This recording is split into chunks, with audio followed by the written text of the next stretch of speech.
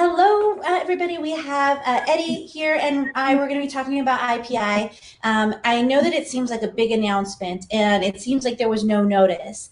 But in reality, we're going to go through kind of what the announcement is, what it means for your business, and maybe why you've been making those changes to IPI and they haven't been taking, and even like what are some strategies. If I get my storage restricted, does that mean I'm sunk? Does that mean I don't have Q4? And we're going to go through what we would do if we were in that situation. And we're going to kind of go through some of the things that I know people are posting a lot in the groups, but there's a couple of little components that are really important that we've seen kind of consistently missing. Wouldn't you kind of agree, Eddie?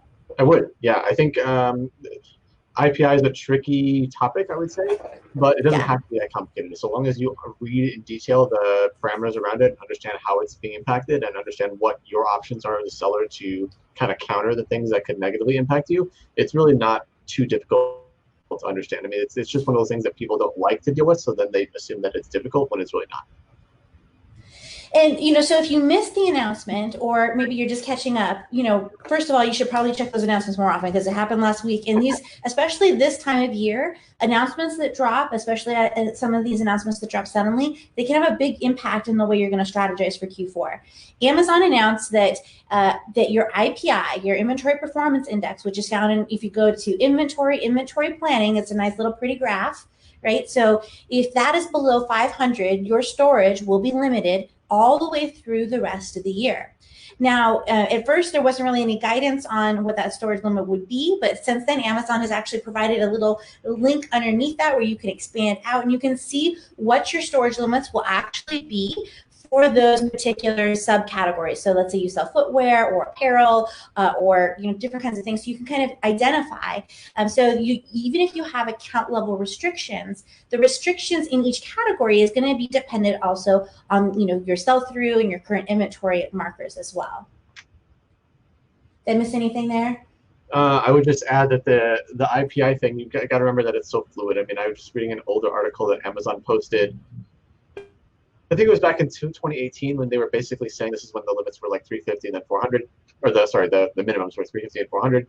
I found it astounding because this IPI goes from 0 to 1,000. So I think I want to be as close to 1,000 as possible, but I've seen honestly very few sellers that are even 800 plus, right? The thing is, in Amazon's old post in 2018, they go on to say, well, actually, if you're above 550, you're one of our top performers. And I'm thinking to myself, wow, 550 out of 500, 550 out of 1,000, top performer. I have time. Yeah. Changed. That's quite the bell curve, right? Yeah. And Yeah. so I was talking to somebody yesterday and he's like, well, what should I be doing? And I was like, even like past August 15th, your goal should be to be at or above 700 for your IPI. And the reason for that, even, if you're like, well, does that matter after August 17th? Because if I'm limited, oh, everything's ruined. No, because Amazon has done this quite often. And what would you say? This is probably the third or fourth year that like again the last 5 or 6 where they've had some sort of variation of ASIN restrictions or IPI limit restrictions. And anytime you see that those warehouses are starting to get delayed, especially during Q2, Q3, you should expect Amazon to make some sort of announcement like this because they're yeah, you go.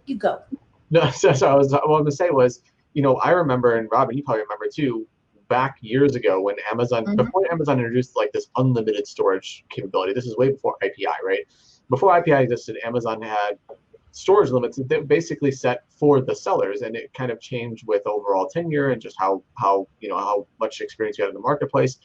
But what Amazon quickly realized, or not quickly, but over time realized, is that sellers manage the inventory very differently depending on who you are, depending on your just your overall operation. There was not a one-size-fits-all solution for all sellers, which is when they introduced these, call it ASIN level restrictions or account level restrictions, and then IPI came out as like as a multi part approach, if you will, to calculating the IPI score. So like they have changed their model to be more dynamic and to reflect how the different sellers are approaching their business, if that makes sense. Yeah, because at first they just tried to like, well, let me just give you some storage fees, and let's give some hefty storage fees, and let's see if we can like naturally have you discouraged. But when that didn't work, they moved on to some more restrictive things. They started doing ASIN level restrictions. So all of those things can kind of play a component. Yep. And the biggest thing that I think that you and I have talked about is that Amazon is telling us one very simple thing. And if you just use that in the way that you're buying your inventory and you're trying to do your projections and your planning, is that Amazon does not want to be a storage unit. So why don't you talk, we were talking last night, when we had, we virtually had dinner, about stale inventory. And I know that I kind of harp on that all the time. Why don't you give kind of your 2 cents, and then I'll add on anything, because people, I'm sure, have sick of hearing me say things like that. Oh my God, how much time do we have? Hold on, I need to sip my okay, here we go. Stale inventory. Well, I mean, Amazon does not want to have your stale inventory. People say, well, there's stuff that doesn't sell as well and it doesn't have a high velocity. That's fine. I mean, Amazon sells everything under the sun. Mm-hmm. You don't have to sell the high sellers or the stuff that sells dozens of units a day or a month or whatever. I mean, I have products that sell a handful a month, and that's fine. Amazon just doesn't want you to overstock. So in theory, if you sell 15 units a month, then you should not be sending in 100 units, because that's, I never got a good grade in math, but whatever. That's a lot of months worth of storage, right? So you don't want to put that much inventory in Amazon, because they don't want to hold it for you. I mean, they will, and in theory they'll charge you for it, but it's more about the fees that you're going to be charged. It's more about how it's going to impact your account health long term. The decisions you make for inventory today are not only going to impact your overall profitability for that item and for that purchase, if you will, but it's going to impact what you can do tomorrow for items that may be better for your IPI. I mean, you don't want to get in a situation where your inventory that you shouldn't have sent in is preventing you from sending in that inventory that is actually going to help you and actually would sell better. And that's what I think Amazon is trying to convey, is that's the inventory that they want, is the stuff that moves, and they're going to reward you to have that inventory in place, the stuff that continues to flow through their network efficiently. Because I heard somebody say, oh, well, that means that now everybody needs to sell only like the most popular SKUs. And that actually could put you in a world of hurt. If you're just saying, well, I'm just going to move for things that have low rank. Amazon isn't saying, I want things that are just the most popular. They're saying, I want you to hold that inventory in the FBA warehouses for the shortest possible period. So like Eddie said, and just to, I know I'm repeating you, but you can sell something that only sells 3 a month, as long as you only send 3 to 4 in per month, right? So you can still sell slower velocity, longer tail items, but for things that maybe are not going to sell as well, we really need to think about trying to do our darndest to make sure that we have as the smallest percentage of inventory that's over 90 days old. So you go ahead. Yeah. So what I was going to say to that, I mean, a lot of this depends on exactly the products you have, and it depends on how often you can replenish and how big your shipments are. And there's a whole other logistics discussion that can go into IPI. But leaving that out for a second, the point I'm trying to make here is, like, for example, for us, we try to send in 60 days worth of stock for every item, right? Mm-hmm. So that means I'm going to stay under that 90 threshold, because I'm only sending in 60 days worth of stock, obviously. But from a perspective of Amazon, if I send in that 6 days worth of stock, I mean, I've got to think about other factors outside of IPI, like, for example, how Amazon outside of COVID, it has changed to the Prime 1 day model, right? Mm-hmm. Well, if I've only got, even as a slower velocity item, if I only have a month's worth of stock, I'm severely limiting the amount of spread my products can have within the Amazon FC network, right? So we find in our business model to have 60 days worth of stock, regardless of how often it sells. I mean, it's just 60 days based on each individual ASIN. It creates a good amount of coverage, but it also doesn't get us into a problem with the IPI situation. It's a healthy balance to have. It's not a metric that Amazon specifically says, hey, send in 6 days worth of stock, and that's what we'll use. But that's just what we have found have been most successful for us, and that's what we've done. On kind of to go along with that, when you have net new SKUs, and we've gone through it many times with brands, when brands say, well, you should send in a lot of these SKUs, because it's part of this family, or it's part of this series or whatever, and we have good track record on it. I have to be very cautious with that, because it can be part of the same series, family, license, whatever it is. Doesn't mean it's going to sell. It's a new unique item, right? So I have to take the approach of I'm willing to stock out one or two times to really build that momentum and figure out exactly how well it's flowing through the network, because I'm looking for the greater good. I'm looking for the potential long term. So I will stock out for a little bit on the front end to make sure that I'm not, basically screwing myself on the back end long term, if that makes sense. So let's go ahead and let's go into how IPI is calculated. And in that, we're going to kind of unpack what you need to do to a degree. So the first thing we're going to bring up kind of a piece on Amazon that shows us a little bit about so if you want to know how this is calculated, more about that, Amazon has this handy dandy thing right here. And Eddie, is there something, I know there were a couple things that you wanted to particularly highlight, so I'll let you do that and I'll just kind of add on. Yeah, so this is a really good document, and Robyn, I know, like you said, you'll post a link to this, and I know people don't like to read all this, and it gets to be really, just messy and confusing and just stressful to read all this. So I actually printed this out before, because Robyn and I were kind of discussing what we were talking about, but there's a couple things I want to highlight here that maybe verbally will help people understand better, just to hear it like said versus reading all this text. So I'll go over that just briefly.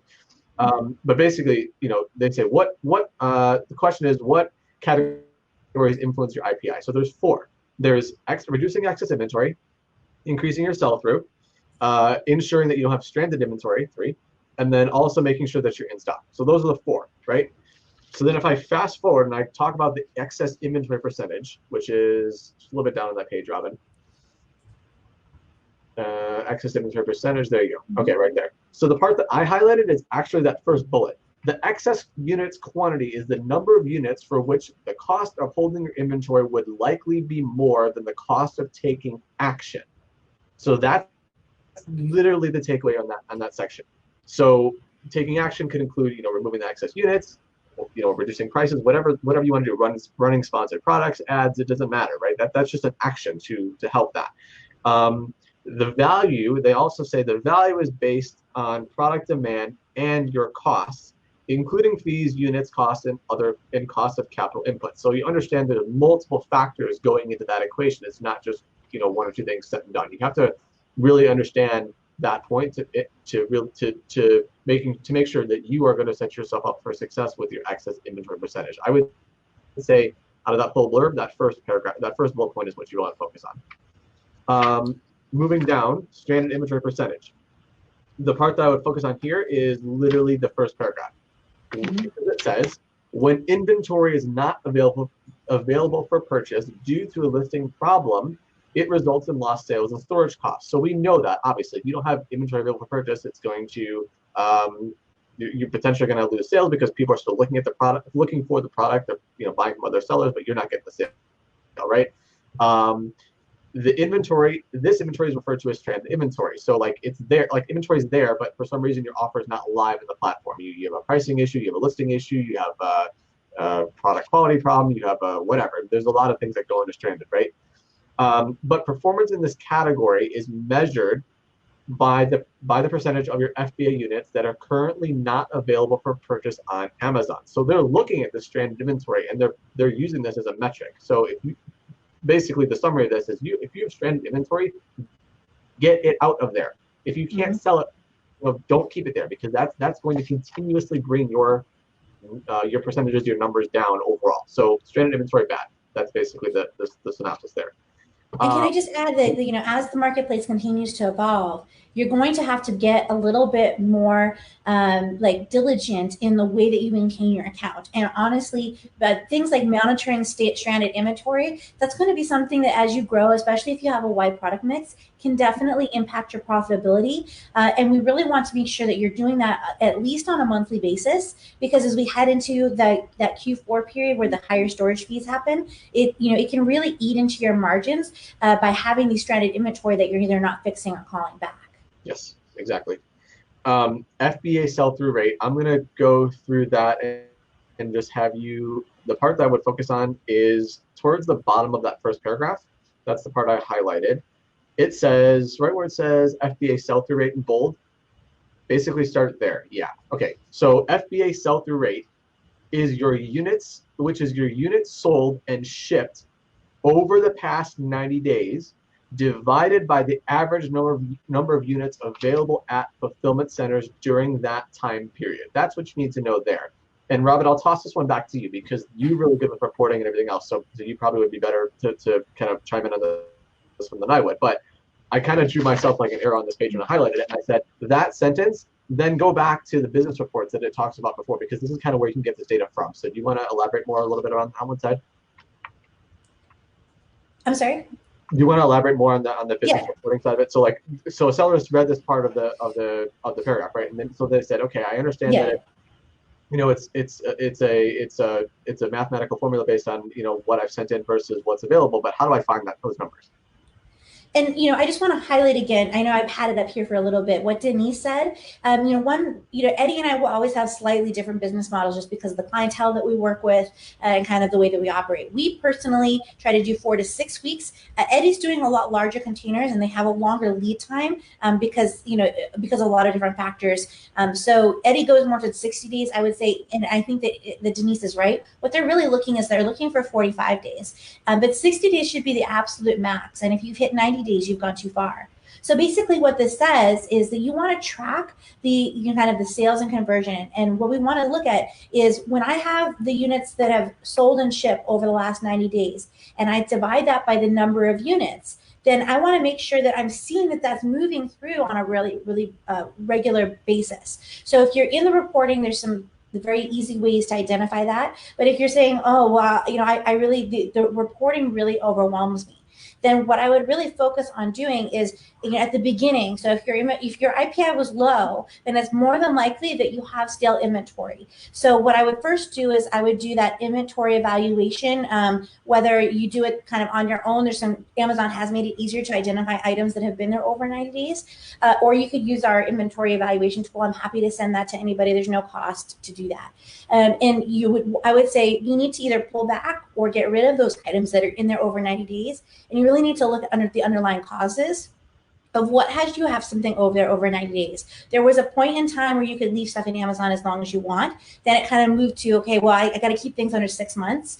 Amazon, especially throughout this COVID, whatever we're going to call it, period or concern, you really want to be focusing on having 45 days worth of stock and absolutely avoiding things being over 90 days stock. So if the reporting is too much, just start with that. But this actually shows you kind of the reports and where you can get those things. And if your sell-through rate isn't as fast, there's a couple things we can do. Of course, we can remove or pull back inventory. We can lower the price, or we can run ads. And then the other thing you might want to check is, do you have a lot of orphan listings? If you have apparel, then go through the reports and make sure that those are taken care of. So you have that all taken. So you're increasing the most possible sales that you can have for that particular SKU. And to Denise's point, I would just say that, obviously, she brings up a valid point, but when I say that I like to do 6 days worth of stock, I'm also factoring things like transit time and receive time, right? So I'm going to be continuously selling stock that's already at Amazon while the stuff is in transit, while it's being received, fanned out to other FCs. So I'm trying to build in a little bit of buffer room to afford that, so I don't go out of stock, in case sales pick up or we run a promotion, or who knows? There's a lot of external factors. So point taken, 100%. But just know that there's, depending on who you are, what you're selling, what your model is, there's a lot of factors that go into that decision. And volume too. So if you have a lot of SKUs that sell, maybe you're shipping, try it twice a week to try to maximize the limited amount of storage that you have. If you have a lot of units that sell 50 units in a 2-week period, then you need to add some extra time, especially if you're sending them all together and you're sending to those distribution warehouses.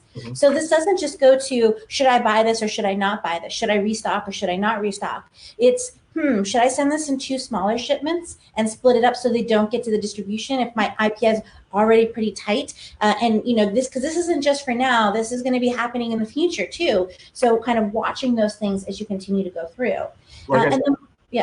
No, so I was just going to add, keep in mind that Amazon has continuously tweaked this IPI calculation formula, minimums, whatever you want to call it, right? I would just want to point out that, one of the things I was asked, I think it was when I did my predictions for 2019 for Amazon, I had said that I think Amazon will reward sellers who are being careful with their inventory, and I feel like at some point they're going to make it to where fees are more on a sliding scale depending on your IPI. They haven't done that yet, but I'm just going to put that out there on the record that if it happens, I told you so.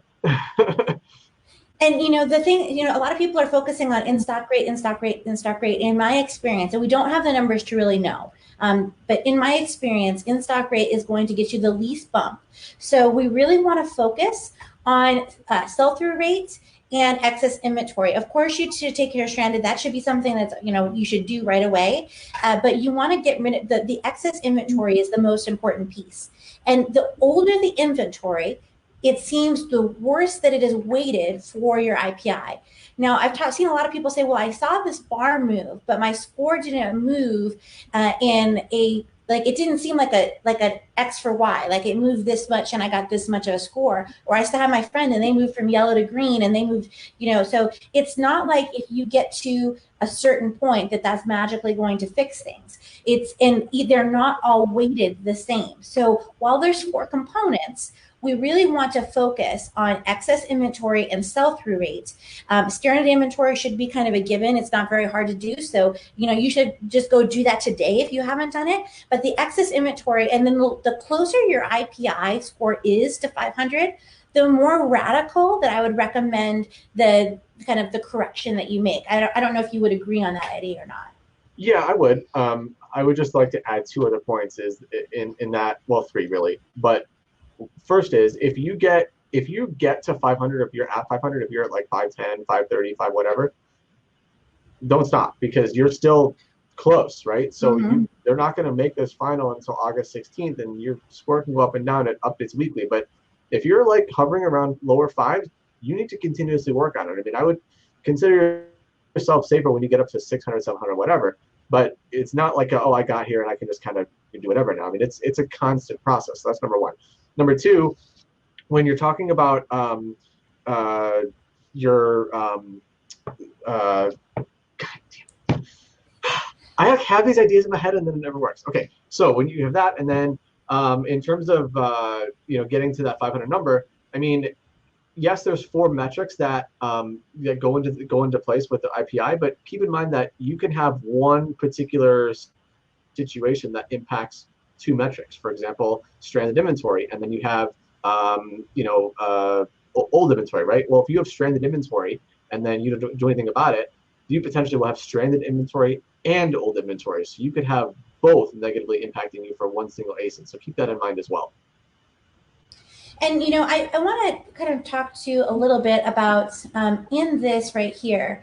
They talk about a lot of different things and people say, I made all these changes and nothing changed. One, this is a historical thing. So it's kind of like if you're familiar with diabetics and things along those lines, then, your blood sugar, if you measure it like one at a moment, is going to be kind of your, kind of the, like one number. And then this is kind of an average over time. That's your A1C. So this is going to be kind of like that. It's an average over time and it's updated weekly. So if you make changes today, you're not going to see those changes. And because it's over a long period of time, then you're going to have to overcorrect in order to get a big boost in a short period of time, because it's going to look at a rolling average. Now, Amazon doesn't tell us how long that rolling average is. However, if you go down to, there's one here, I'm new and I don't have an IPI. And it says that, if you haven't been active past 13 weeks, that makes me say, maybe it's probably around 12 weeks is what this is measuring. So, something to kind of consider there as well. Now, do we know for sure that that's the case? No, we don't. Because Amazon, somebody's like, well, how do I know which, if I do this, it will be enough. And Amazon doesn't give us enough data for us to say, if you remove 10% of your data or 10% of your excess inventory that's over 90 days, then it will give you Y result. And one of the reasons for that is that it's complicated because let's assume that, something that is 90 days old is going to hurt your IPI this much, and something that's a year old is going to hurt your IPI this much. There's no flat percentage that we can give you that's going to say this is going to solve your problem. Yeah, and there's one other thing that I want to just make sure that people are aware of in terms of the FBA in stock rate. It's on that link that Robyn was sharing earlier, but really there's one sentence that you really want to pay attention to, which is that people always ask, well, what does that mean?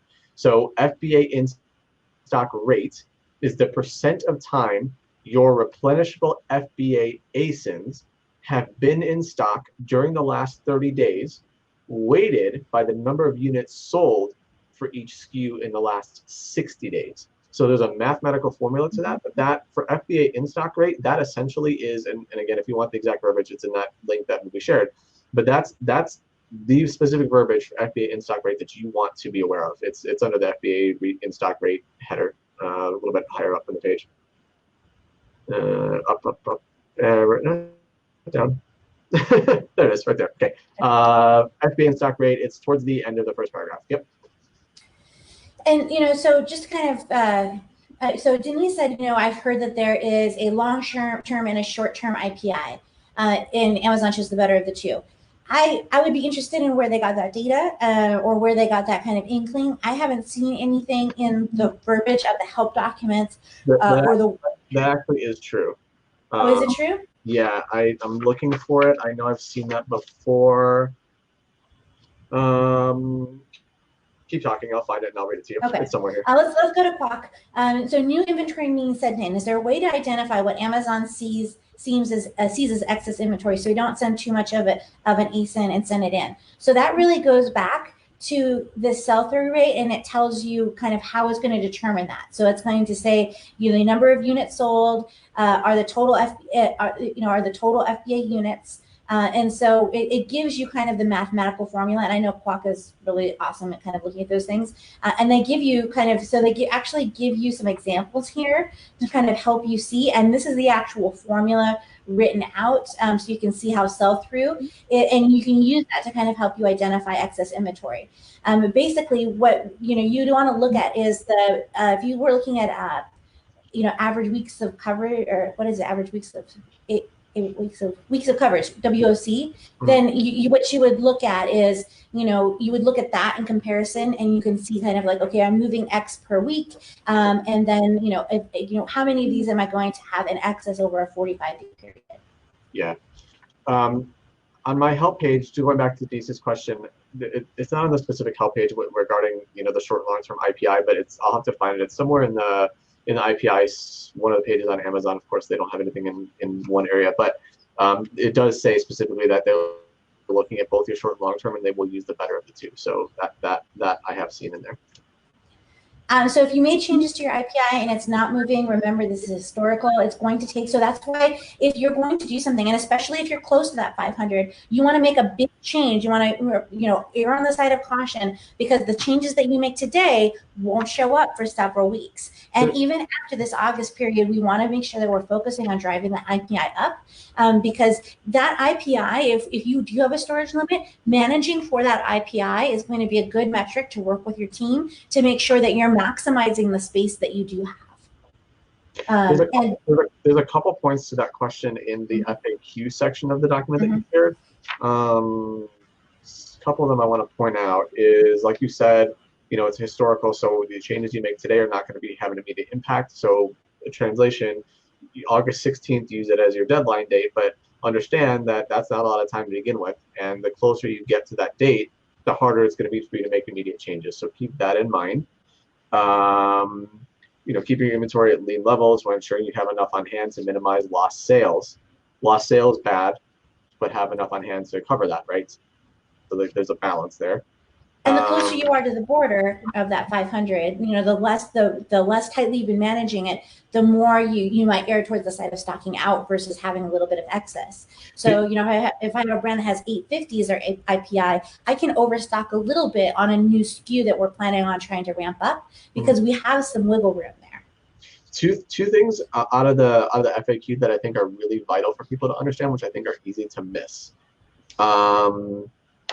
One, if you use the Amazon, what do they call it? They call it recommendations for IPI, removal, changes, replenishment, numbers, whatever, what have you. They say right here, oh, you can't read it, but whatever, they say right here, our recommendations are not a guarantee of results. Translation, do not expect Amazon to give you the right data to positively impact your IPI. You need to do the work, right? You have to figure it out, and that might involve using a software tool or program or subscription or what have you that is outside of the Amazon algorithm tools, numbers, recommendations, whatever, to give you a better idea for your operation or your business, or maybe use something internally or something that you develop. Doesn't matter.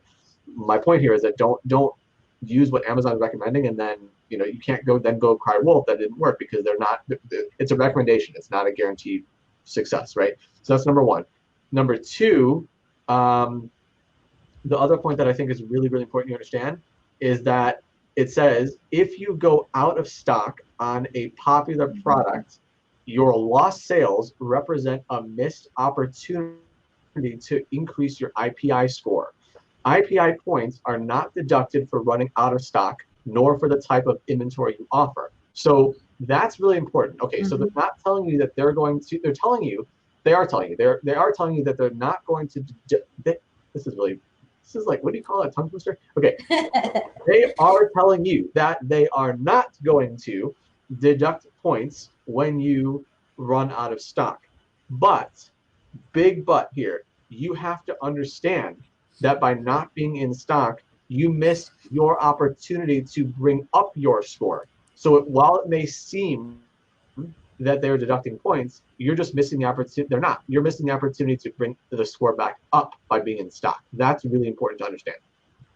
And I was talking to a client yesterday, a reseller client, and he's like, I just don't understand why Amazon wouldn't give us the data we need. And they did that intentionally. Amazon didn't accidentally forget to include the formula. It was intentional, because they're saying, if things continue the way that they are, we are not going to be able to get products to customers in a timely manner, and we're not going to have the right inventory in stock.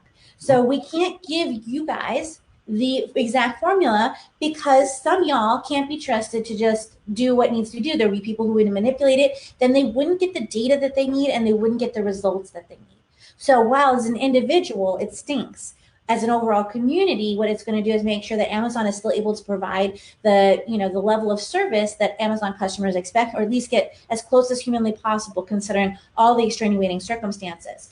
So there's a reason why they didn't give it to us, and there's also a reason why they left it fairly vague. There's nothing in here that says that if you're, that later in some point, once things are settled, or if they start to get their systems and processes kind of under control, that they might not increase those storage limits, but they're not going to promise that they will either, because there's just too much uncertainty right now. So let's talk real quick about account level versus ASIN level restrictions, because I think some people are like they're just looking at the account level restrictions, and the ASIN level restrictions.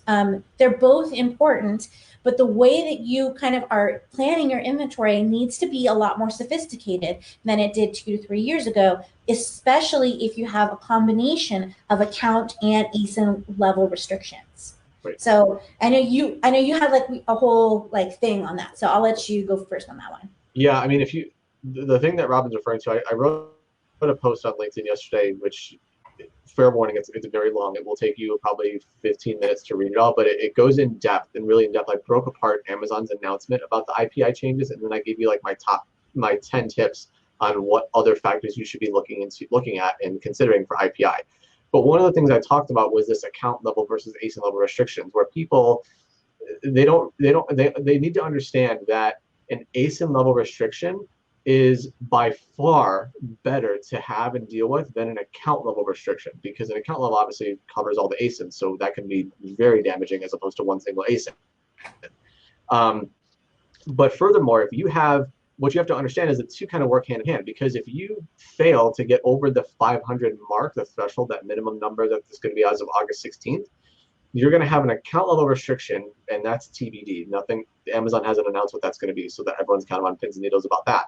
But you're going to have an account level restriction on what you can send in, which in turn is going to limit what you can send in on the ASIN level. Maybe not ASIN level restrictions, but if your account has a maximum number of cubic footage, you're not going to be able to send in, most likely, the amount of units you want for different ASINs. So you have to understand that it's going to impact all around, because account level is going to cover all your ASINs, whereas ASIN level only is going to be just for a specific ASIN. So they work hand in hand. So I guess my point to this is try your best to make sure that you don't fall into the bucket of account level restrictions, and everyone's going to have the ASIN level restrictions. That's been already announced. It's going to be based on trailing sales. But in theory, they talk about how your trailing sales, or trailing 3 months worth of sales, is basically going to be your account level restriction. I mean, 3 months worth of sales, like we've been talking about, should be fine.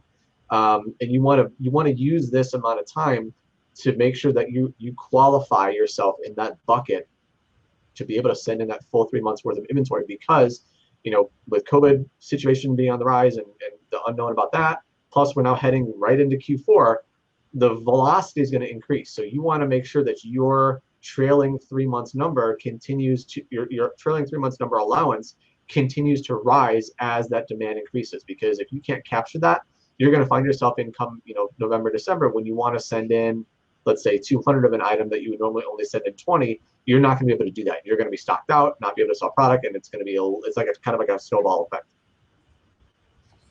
And so you need to be looking at not just restocking, but triaging your restock. So, if you have a storage limit in a couple weeks, then you need to say, okay, I only have X amount of storage. And my biggest seller is, in order to keep 45 days worth of stock, I need X cubic feet. So before I just restock other things willy-nilly, I need to make sure that I'm conserving that space for my things that have the highest sell-through that's going to bring my overall average up and allow for your profitability and your sales to be there.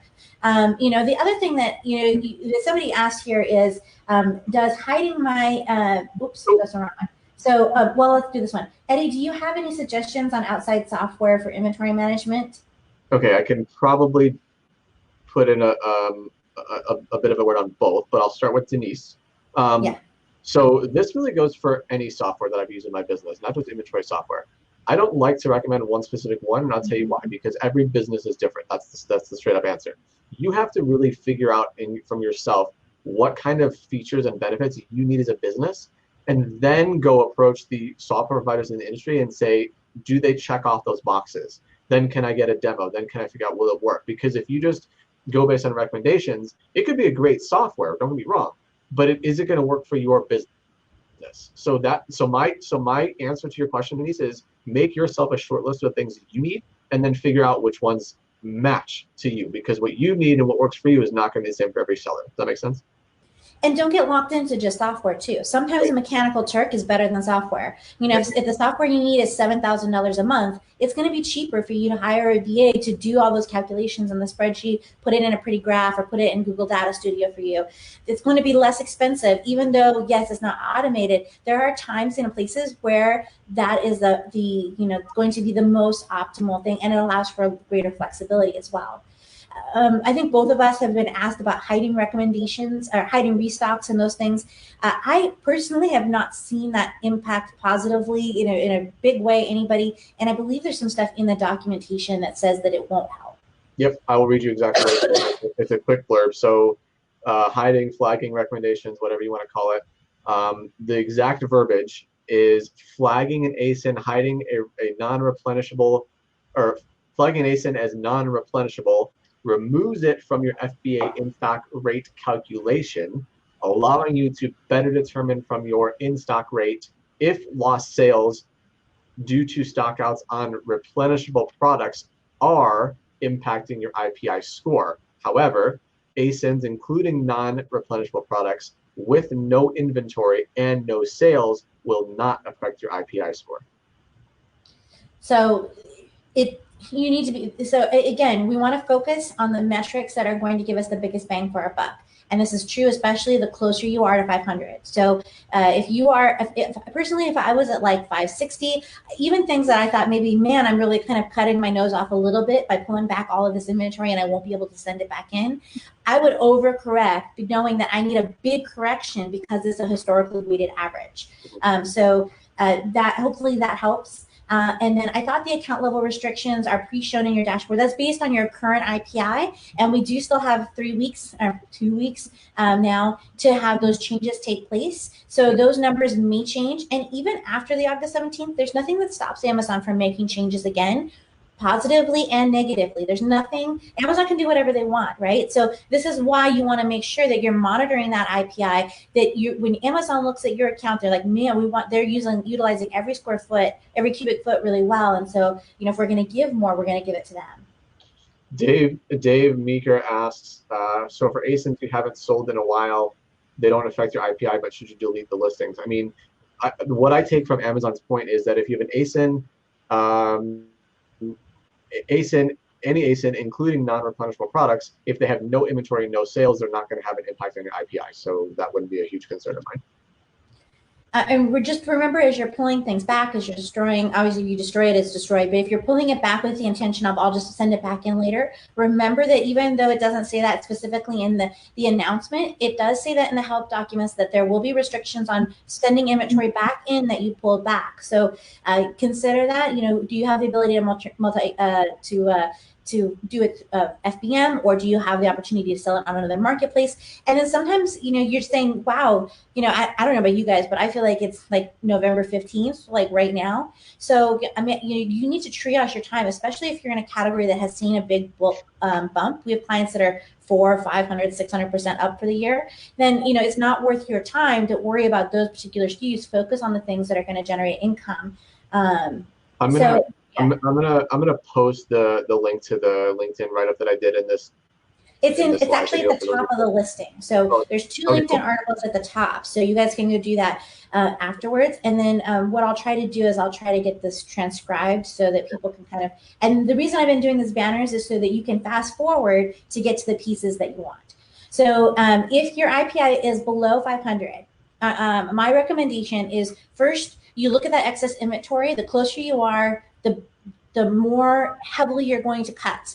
And then once you've cut any stale inventory, I'm going to check for orphans. I'm going to check for repricing issues, maybe looking at things that I can run some heavy ads on to get them sold, get them out of the inventory, and increase my sell-through rate. After I do those things, then I'm going to say, is there any stranded inventory that while I'm doing that, even maybe my VA can fix? Stranded inventory, should take you less than an hour or two to fix. And you want to be doing that on a regular basis. I'm not really worried about in stock. I'm just going to kind of let that be because it's not heavily weighted. And remember, as I'm doing those cuttings, if I'm trying to decide, I'm going to take a loss on these two things. Item A has been there 60 days. Item B has been there 365 days. Item B over item A, even if you're not quite sure. The longer it's been delayed, the more we want to make sure that we're cutting that particular item. Eddie, did I miss anything there? No, I think that was great. I think what I would say in closing to all of this IPI changes and announcements and rules, regulations, all that stuff, is you must remember that this is a very fluid situation. I mean, I can't remember a single year since I started Amazon that they made these kind of announcements and adjustments that are going to be reflective of Q4 this early in the year. Mm-hmm. So Amazon is doing this basically saying like these, because of how fluid the situation is with e-commerce and COVID and everything else, this is what we're putting into place, but things can change. Things are likely to change by the time we get to closer to the end of the year. We still have half the year left, right? So as Amazon adjusts, expect those changes to then roll down to the sellers. I mean, it's what's going to happen. I mean, Amazon, for as much as they've invested in their programs and their fulfillment and their technology and what have you, they don't have a magic 8 ball. They don't know what's going to happen. So it's anyone's guess, and you need to expect the change basically. And yes, Ben, it does show that your future data restriction if you don't get your IPI up.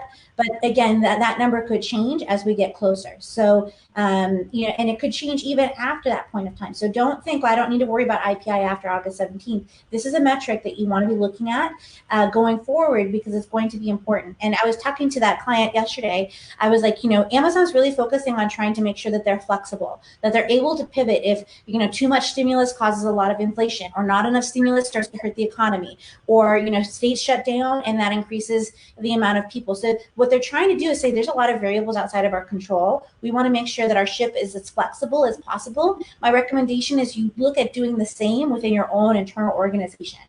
As you're looking at if you are limited, and some people are saying, well, these limits aren't going to affect me. That's great. Still be focused on trying to raise that IPI.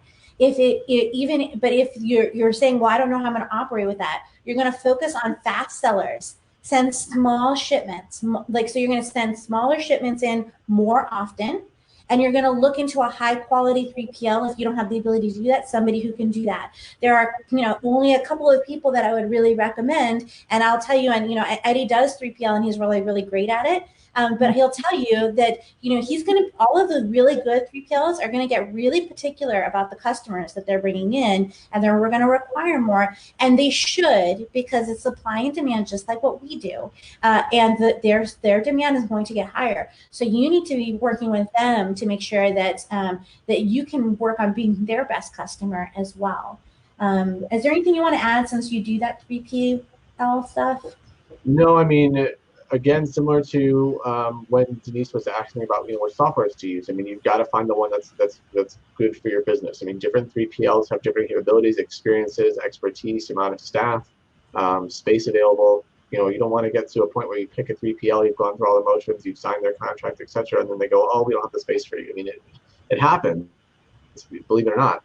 So you really got to ask those questions up front and figure out, are they a fit for me, not only on a price perspective, but just on a service capability. What's the team like? What's communication? What's the expectations? Lay that out ahead of time, so you truly understand that it's going to be a fit for you. And like Robyn said, 3PLs are going to get very, very picky. They already are with who they work with, just because of how Amazon has essentially forced sellers to remove inventory that's not selling quickly, and just don't use them as a storage facility. So 3PLs don't want stuff to sit on their shelves for endless amounts of time either, and just bill you a storage fee, because that's not going to keep the lights on. The 3PLs, they make their money on services they provide, not just being a warehouse for storage only. I mean, so some of them do, I suppose, but that's not, in my experience, that's not where the bulk of their income comes from. And I think a lot of times people think about 3PLs just like prep centers. A prep center is somebody who's going to put stickers and they're going to send them in. A 3PL is somebody who's actually going to look at your actual logistics. So they're going to say, you're sending partner to LTL. That's going to take a long time. Why don't I put together some shipments of a couple of different people? Let's put them on a truckload. Let's get that shipment in faster. So that's really what I would be looking for in a 3PL. I would say, what logistic techniques do you use in order to increase things? How, what are the turnaround times? And then also you need to get some references. And this is going to sound disparaging. I don't mean it disparaging. But if somebody's opening their 3PL because their inventory performance index was so low that they weren't able to get their sales through, that would be a red flag for me, because that doesn't tell me that their first instinct and natural ability and gifts are towards logistics. I don't know if that's too hard. Is that too harsh? No, I think it's a fair comment. I mean, like, for example, for us, you mentioned full disclosure, we do 3PL, but we didn't start with 3PL. I mean, I added that as an arm of our business after we got in the motions of selling, and which is what our current primary business is, to sell, and it's never been replaced by anything we've done outside of the sales aspect. But because myself and my team have become experts in logistics, we've then opened up that arm of the business, because I mean, why not? I mean, you're experiencing it. It's another arm you can kind of channel off of. But you have to make sure that someone is not only telling you that they're an expert in the field, but has the experience to go behind it, has the know-how, it has the has the previous, basically whatever they're telling you they can do. Make sure that they can explain to you how they've done it before. They don't overpromise and then underdeliver. They can prove to you that they've had experience actually doing it. Ben asked, are the 3PLs that we can recommend, and that's really going to depend on your size. There is no one size fits all. If you're small, then what you really want to focus in is, somebody that's okay with small sellers, somebody that maybe specializes in small sellers, that maybe it's even okay that they mostly just use small parcel delivery if you're a small volume reseller or you're a brand that's early launch phases.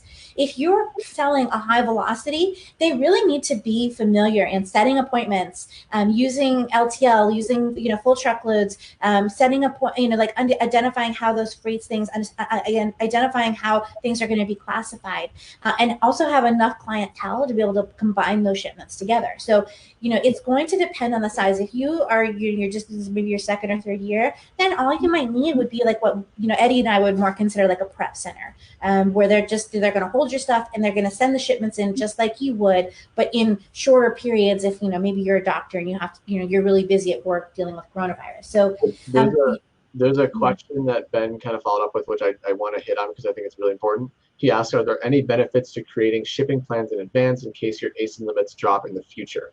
So 2 points to this. One, no, I would, in general, I would advise against this. Number one, because I have seen Amazon has gotten smart with this, that when you have shipment plans, if they're not actually shipped like process fully and complete, Amazon has still put in those restrictions in place to where you can't then finish the shipment. It forces you to make an edit. That was something that they didn't have in place early this year, but then it seems like as time went on, they figured out that loophole and they kind of closed that off. So I would imagine that they know about that and that it's going to continue to be monitored. And number two, you must remember that inventory you have in shipment plans, or not in plans, but in shipments created or that's in transit, is going to come out of your ASIN level or account level thresholds, right? So if you have that already allocated towards a pending shipment, it's going to prohibit you from sending any more in. So I would strongly recommend that you do not put inventory into a shipment plan or build out a shipment unless you're literally planning on sending it in right then, because otherwise you're sitting on it and you're clogging up your ability to send in product. So let's say I have product A and I have product B, and product A is it's a good seller, it's consistent, but it's not my, like, this is how I pay my mortgage product. And you have product B that is your how I pay the mortgage product. If you have a shipment A and because it's not a priority, you let it sit for a couple of days in that created state. As soon as you create that shipment, is what we're saying is that it starts to hold up that cubic square feet for your limit. Now let's say on top of that, I do LTL partnered carrier. And because I do LTL partnered shipping, it takes 4 more weeks. I've tied up all of that cubic feet of storage for weeks and weeks and weeks and weeks. While I might have to spend smaller and smaller shipments of my flagship product. And that's going to increase my overall storage cost or my overall shipping cost, because smaller shipments in general are going to be more expensive to send in. So it really is time to get more strategic about that. You also really need to understand how the receiving process at Amazon works. When you're sending UPS small parcel or you're sending LTL partnered carrier, right? How it works is all of that freight is collected from around the shipper's locations, etc. It comes to the carrier. The carrier then forwards it onto the destination Amazon FC terminal, like the local terminal that services that facility, right?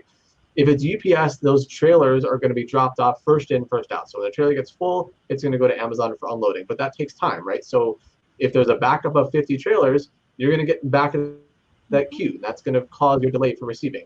If you are doing LTL, that works very similarly. However, Amazon is going to collect that freight at the destination terminal. Then they're going to fill up a trailer, and then they're going to request an appointment at Amazon to deliver that trailer. That process takes a long time because let's say it's taken 10 days or 7 days to get to the destination FC. So then an appointment is requested. That appointment could then be 2 weeks out. So now you're 3 weeks out to get your stuff delivered and get through that queue. So people always ask me, well, how do I avoid that? Well, so if you're a high volume seller, scheduling your own carrier, scheduling your own deliveries to Amazon, because it can be done. There's a Seller Central link to do that. Is great because you're scheduling your appointments in advance and then shipping your product, and you have a dedicated time. If you're not a high volume shipper, which I understand a lot of people are not, then you want to work with a 3PL or a consolidator or someone who has those appointments or has those full trucks going into Amazon to the facility that you're sending into, that they can consolidate your loads onto and get you in faster. So in those cases, some of those shipments could cost potentially more than an LTL shipment would be, but time is money, right? So if you're going to get in 3 to 4 weeks faster, how much is that worth to you? Is it worth an extra $130 for a couple pallets? Probably, right? Because you got those sales and you can continue that momentum. So consider those things as you send in products and understand how the receiving process at Amazon works. And this goes back to vetting out a third-party seller. I'm going to add in here the link, not only the link to the Seller Central, but I'm going to add in a link to a podcast that Eddie and I did talking about, long LTL and FTL shipments and kind of how those appointments are scheduled. I would ask them, well, can I schedule my own appointments? If your 3PL doesn't know that, I would keep searching if you're at the point where you're looking at LTL and FTL shipments. And again, this doesn't mean, I know that we talked about this earlier, just really quick, doesn't mean we can't sell our slower moving items. It just means that we need to send in the appropriate amount of stock for the sell-through. So is there any benefit? Did we do this one? Is there any benefits? Yeah, I did that one. Yeah, okay. Yep. And then first of all, Jonathan is a smart dude and you should be following him in general. I know we're not like, we're not bros, but like I do enjoy the things that he posts. and that he says that I'm operating under the expectation that Amazon will struggle dramatically to keep up with check-in and order volume during Q4, and FBM will be a must. What are you guys predicting? I think both of us know each other's answer. Yeah. Yeah, I think they absolutely will struggle to keep up with the check-in process. I mean, so we're sending into a lot of FCs right now on a regular basis, and we're July 21st, and there are several FCs, ONT8, LGB6, I think it is, MDW2, DFW. Their appointments are 3-4 weeks out right now for stuff that a lot of my clients are sending in there. So, fast forward to December, I mean, it potentially will be a lot worse. I mean, they're going to obviously increase their staffing, but Amazon is experiencing a boom in terms of demand like they've never had before. And then we're not even in Q4 yet. So, I mean, I don't know if I would go as far as to say FBM is a must. I think there are a lot of things you can operationally change that could potentially avoid you having to do that. And the reason I would say you potentially want to avoid is because I don't know if Amazon is going to tweak their algorithm again to where it prefers FBM over FBA. That's an unknown. And I think that there's just people and other solutions out there that can help you with getting stuff in FBA quickly and efficiently and all that stuff. So I hope I don't have to do FBM. We'll see. If you do FBM, remember there's a lot of costs that go into that. In terms of staffing, time, hardware, software. That it's not just flipping a switch normally. There's a lot of changes you have to make in a business to do that. So I think that, this is a really astute observation, and that I think that, most people who are really watching and that are good at inventory and are kind of good at managing their business and have been focused on these kind of things and metrics have noticed the delays and have already started playing with, am I better off sending through the distribution warehouse, or am I better not sending out through that? Am I better trying to use LPL? Should I be using full truckloads? Should I be using inventory placement? So I'm not going to say that FBM is going to be a must, but I'm going to say that it is a must that you be prepared to do FBM if it gets to that point. And, people are like, oh, well, FBM, you're not going to sell anything. That's not necessarily true. Because if the warehouses get so far behind, like they did in the beginning of the pandemic, then what happens is that, they'll tweak the algorithms again, and they'll make it so that they're kind of on par again. So it is very possible that people who have the ability to pivot back and forth are going to have a huge advantage. So, I mean, you guys know that I always talk about like maintaining your cash flow.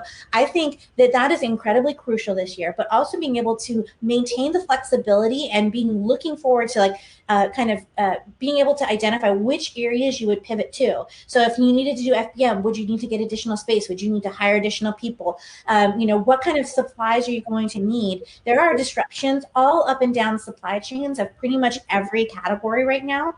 So I think being prepared to be able to pivot is going to be the thing that separates the, people who are crying and the people who are, wouldn't it be nice if we could go on a vacation after Q4? Right now our passports are useless, but maybe one day. This is a whole other hour-long discussion. And then, so an LTL delivery, I'll let you answer this. LTL delivery with a forwarder can make an appointment through Amazon in advance. We'll probably get checked in quicker right now than UPS. So there's no such thing as a private LTL delivery. I mean, when you're doing a private delivery, you basically are making an appointment and your truck has the appointment. So whether or not you fill the truck with 26 or 30 pallets is on you. I mean, you could send a truckload with one pallet if you want to. You're paying for the truck. I mean, the carrier doesn't care. Amazon's not going to care. It doesn't matter. So when I say full truckload, I'm saying you're paying for the truck, not necessarily having a full truckload of actual stuff in there, right?